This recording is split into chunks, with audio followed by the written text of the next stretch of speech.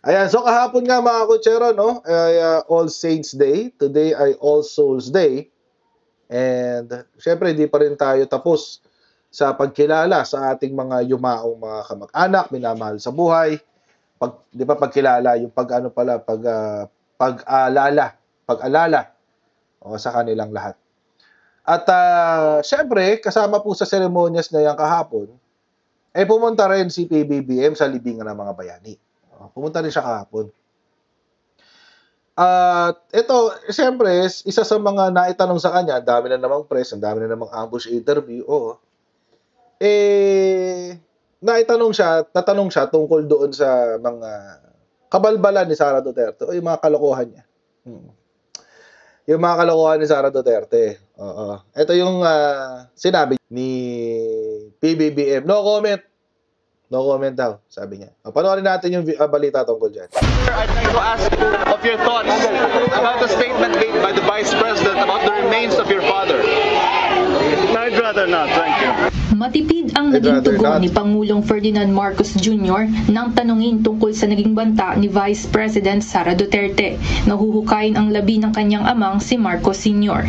Sa maikling panayam sa media sa libingan ng mga bayani kaninang umaga, tumangging magsalita si PBBM, partikular sa relasyon nila ngayon ng pangalawang Pangulo. Mr. President, sir, do you think your relationship with the Vice President has reached a point of no return, sir, with those statements made? Let's talk about it some other time. Sa isang press conference noong October 18, sinabi ni VP Sara na binalaan niya si Senator Amy Marcos na huhukayin ang labi ng kanilang ama at itatapon ito sa West Philippine Sea kung hindi matitigil ang mga pang-aatake sa kanya sa politika. Magugunitang ang ama ni... Take note mga kutsero, ito lang i-correct lang natin yan kasi etong si Sara ay hindi inaatake sa politika. Wag natin kalimutan, si Sara po ay hindi inaatake sa politika. Ang nangyari po sa kanya, may mga kalokohan siyang ginawa, nangurakot siya ng confidential funds, at ngayon, sinisita siya.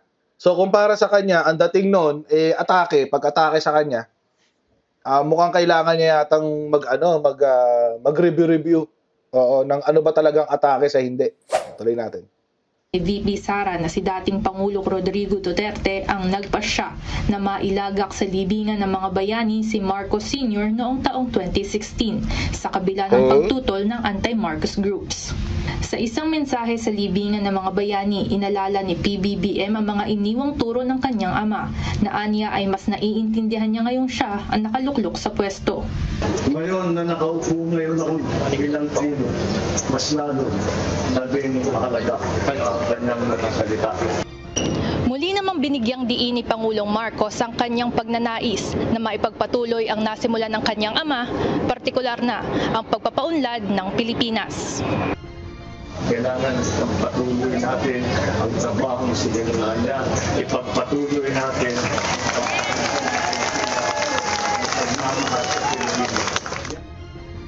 Muli namang nagpasalamat ang Pangulo sa mga taong patuloy na sumusuporta sa kanya at sa kanyang pamilya. Kasamang dumalaw sa libingan ng mga bayani ang kanyang ina na si former First Lady Imelda Marcos. Ivan Alvarez, UNTV News and Rescue.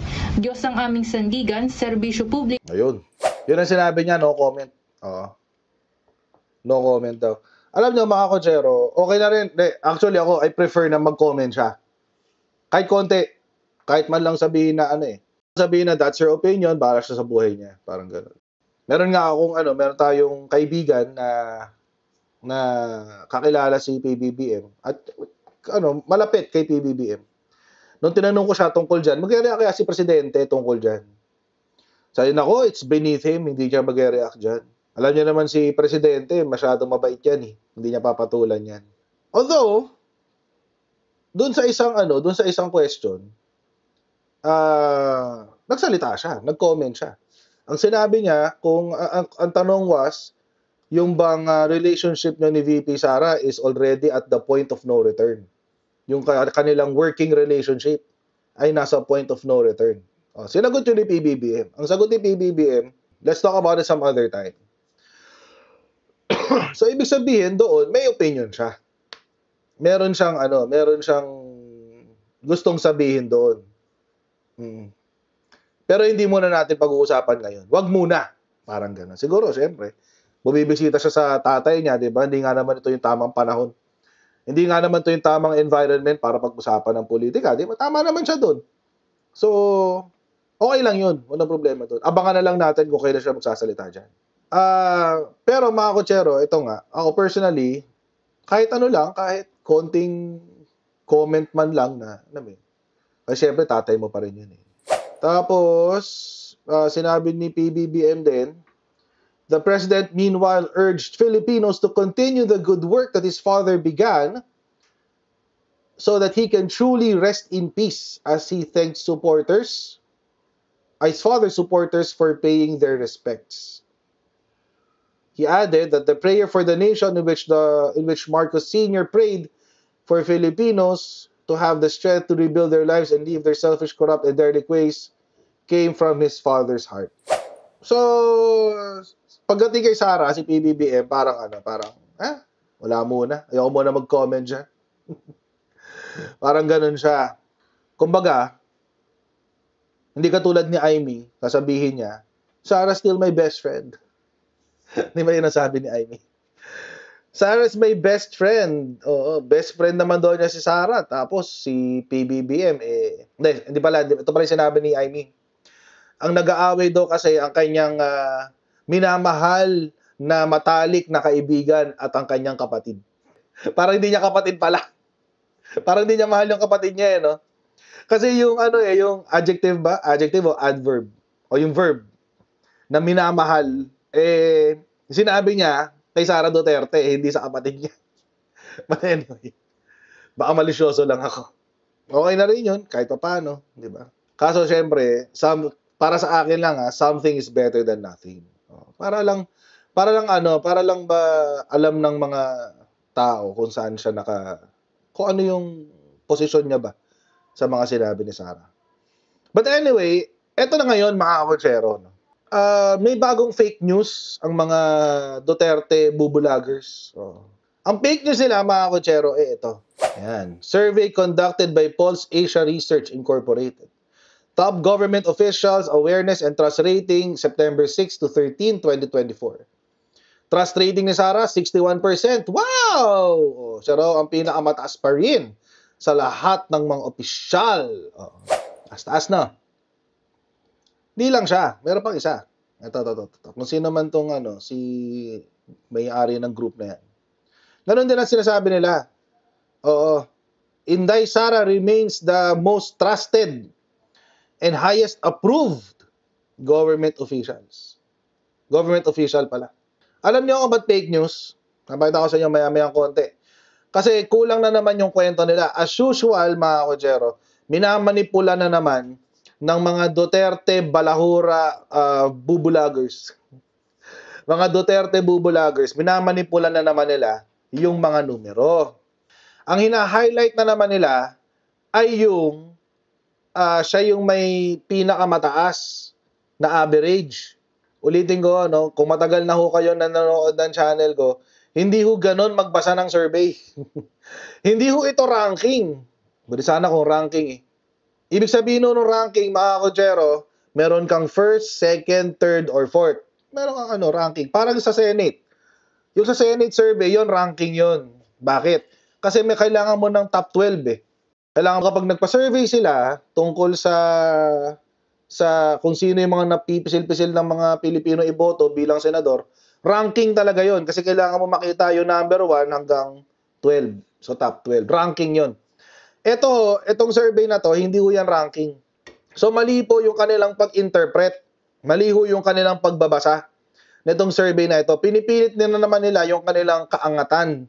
Oo. Kasi hotang 61% ang kanyang trust rating. Ang titingnan po natin dito mga kutsero ay ang trend. Trend. Kung ano yung nangyayari sa kanyang score. Ito ba ay tumataas? Ito ba ay bumababa? Game. Puntahan ngayon natin yan. Maski ho yung mga political strategist na merong survey firm, ganun din ho niyang i-explain ito. Siya pa rin ang most trusted, blah, blah, blah, blah, blah, blah. Not really. Not really. Hindi po si Sara ang most trusted. Bakit? Kasi po, si Sara Duterte ang may pinakamalaking lagapak, less 10%. 10 percentage points.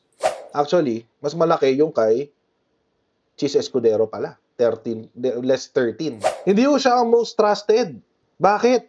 Dahil ang kanya pong, kung most trusted ka, mga kotsero, ibig sabihin, yung score mo, hindi bababa, steady lang. Siguro mga plus minus 2 lang, plus minus 3, hanggang 5, okay lang yun. Plus minus 3 to 5, okay lang yun.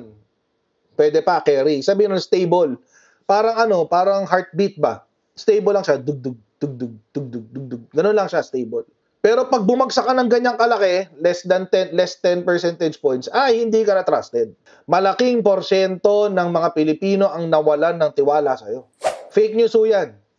Ito ho, pinapakalat na sa Facebook kahapon, yan, ito po ay fake news. Bakit? Kasi ho, hindi ho ibig sabihin nito, most trusted siya. No, it's not. In fact, ang pagtitiwala po kay Sara ay bumabagsak, pabulusok pababa. 10%. From 71% nung June, in a span of 3 months, 61%. Pinakamalaki sa NCR, negative 29, no? Mindanao, nababawasan na rin. Kahit papaano. And take note mga kotsero, hindi po ito bigla-bigla. Nagkaroon po ng survey nung February, bumagsak na siya doon ng 7 points. Tapos, nagkaroon ng June, bumagsak na rin siya doon, 11 points yata. Tapos ngayon, September, bumagsak na naman. Bumagsak na naman siya, negative 10. So, hindi po ito magandang balita para sa grupo ni Sara Duterte. Hindi po. Napakasamang balita po nito. Bagsak na siya sa NCR tsaka Balance Luzon. Vismi na lang kumakarga kay Sara. Actually, malaki na rin yung binawas ng Visayas. Kalokohan lang ang maniniwala na siya ang pinaka-pinagkakatiwalaan pa rin. Kasi kung pinagkakatiwalaan ka, hindi ka bababa. Kung most trusted si Sara, dapat simula January hanggang September, hindi bumababa ang kanyang survey rankings. Kaso, pababa ng pababa. Doon nga sa Okta, ilan na yung binagsak niya? Kahapon lang yun, 11, isang araw pala. ilang percentage points? 11, if I'm not mistaken.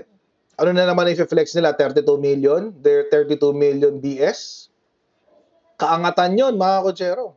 Hindi ko nila pwedeng sabihin na yung suporta ng 32 million ay DDS lamang. Ano kayo? 50 million lang ang botante, 32 million DDS? No. Impossible. 50 million lang ang botante during that time 70 million ang registered, 50 million ang bumotor, 55 million. Tapos 32 million DDS. Hindi lang sa trust rating lumagapak si Sara Duterte. Pati sa performance rating niya. Minus 9 percentage points. Ulitin ko mga kotsero, hindi ito ranking. Oo. Yung trend po ang tinitingnan dito, hindi po ito ranking. Hindi po ito katulad ng senatorial survey na kailangan mo ng ranking doon. Number 1 to number 12. Hindi po katulad doon ng senatorial survey. Ito ay trend. Ang titingnan nyo dito ay yung trend. Siya ba ay pataas o siya ba ay pababa? Minus 9%. Hindi na siya 69. Pabagsak na si Sara, guys. Tingnan natin ano yung mga ganap nung panahon na nag-survey.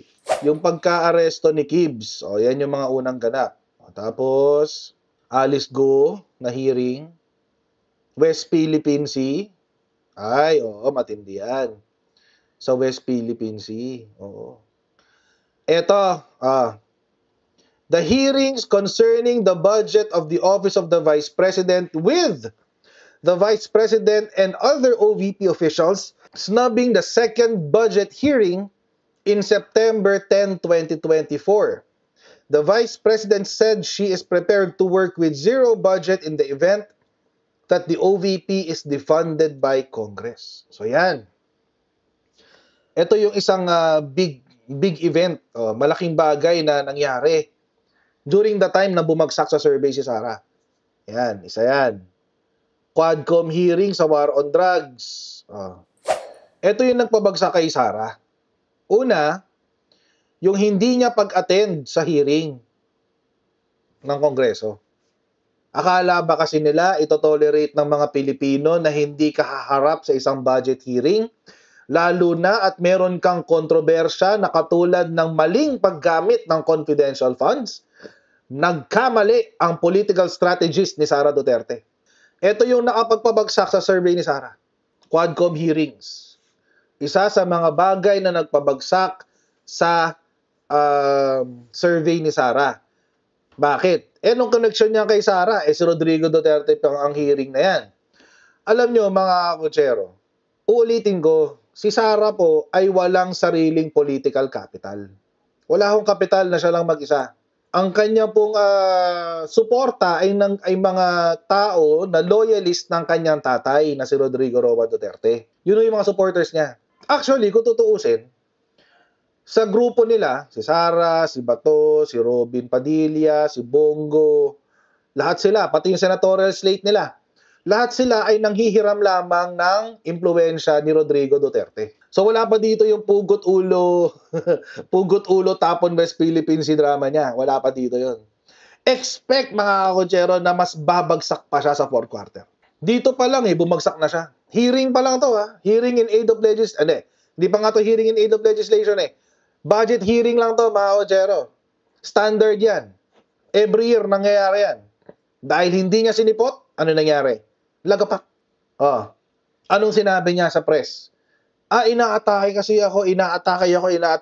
It seems yung drama niya ng inaatake ako ay hindi umuobra. Isang bagay lang ang umaatake sa kanya at yon ay ang kanyang pagka-psychotic. Inaatake ako ng psychosis. Gamot-gamot din kasi paminsan-minsan. So, hindi, fake news po talaga mga kutsero Fake news Yung sinasabi nila, yung flex nila na, top performing, tsaka, most trusted. No, it's not. Kasi, again, ulitin natin, linawin lang natin. Kung ikaw ay top performing sa pananaw ng, Pilipino, dapat, hindi bababa ang iyong rating ng -9. Significant yan. Sobrang laki ho niyan, mga kutsero. Anything na lalampas ng 5% is already significant. Significant decline ho yan, mga kutsero. Kay PBBM, hindi pa So, kung pagkukumparahin mo yung dalawa, sa pananaw ng taong bayan, mga kutsero, mas performer pa si PBBM. Mas gusto pa ng ng taong bayan ang performance ni PBBM kaysa kay Sara. Kung tutuusin. Bakit? Mas maliit ang pagbabago sa kanya -3. Kumpara kay Sara na -9. Napakalaki niyan. Ganyan ho magbasa ng statistics, mga kutsero. Malamang sa malamang may kakain na naman ng mic dito. Pag napanood na naman tong live stream ko, magangain na naman siya ng mikropono. Meron na akong bago. Ito, bago. Papakain ko sa kanya. Bukas ang bibig. Buksan mo na yung bibig. Ganyan. Open your mouth. Kung nagtataka po kayo kung sino yung kakain ng mikropono, si Aratilis yun. Si Atis. Si Bobong Atis. Dito naman tayo sa trust rating. Ito. Si PBBM yung nasa taas. Ayan. Si PBBM yung nasa taas Si Sara Duterte nasa ilalim. Tingnan natin. Again, mga kutsero, pag nagbabasa po ng statistics, more than 5% is already significant. 2 percentage points, -10 percentage points. Sino may mas malaki? Siyempre yung kay Sara. So, ibig sabihin, mas marami na ngayon ang hindi nagtitiwala kay Sara Duterte kaysa kay PBBM. Si PBBM, steady lang at -2. Stable yan. This means, mga kutsero, yung kay Okta ay totoo. Accurate yung kay Okta. Yung kay Okta, bumagsak din siya sa approval tsaka sa trust rating. Bagsak din, In fact, nalampasan na nga siya ni PBBM dito. So, mga kutsero, meron po akong teorya. At sa palagay ko po, hindi man ito magustuhan ng mga Duterte Balahura supporters at ng mga DD bubulagers, Duterte bubulagers, I think this rings true. Totoo ho ito nga ang teorya. Ang aking pong teorya ay ito. Ang nagpanalo kay Sara ay si PBBM. at ngayong wala na siya sa poder ni PBBM, eh lumalagapak na siya. Ulitin ko, ang nagpanalo kay Sara ay ang kanyang alyansa with President Bongbong Marcos. At ngayong wala na siya kay President Bongbong Marcos, lumalagapak na siya. Ang drama ng mga DDS na si Sara ang nagpanalo kay PBBM. Durog ang drama mismo ni Sara Duterte na ginamit lang siya ng mga Marcoses. In fact, mga kotsero, the opposite is true. Ang kabaliktaran ang totoo. Ang nagpanalo kay Sara ay si PBBM. At ang gumamit sa mga Marcos ay si Sara Duterte. Pangalawang beses na nilang ginamit ang mga Marcos para makatungtong sa national position. Wag na nilang tatluhin dahil sobrang tigas na ng mukha nila pag ginawa pa nila yan. Kasi kung totoo yung sinasabi ng mga DDS, sa mga DDS bubulagers, eh di baliktad ang result ng survey. Kaso hindi eh. So yung hubris o yung yabang, kumpiyansa ni Sara Duterte ay mali. Tapos sa 2028, gagamit na naman sila ng Marcos para makaposisyon sila. Kanino? Through Amy Marcos. 2016, ginamit si Amy, ginamit si Apo Lakay. 2022, ginamit si PBBM. 2028, gagamitin naman si Amy. O siya, bye everyone, see you later. Bye!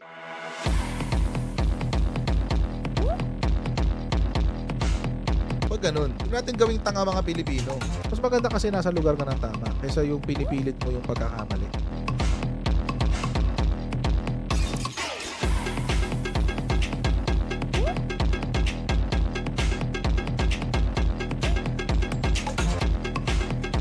Are they willing to go that far? Hindi makakalimutan ng Pilipino yan hanggat di nasasagot niya.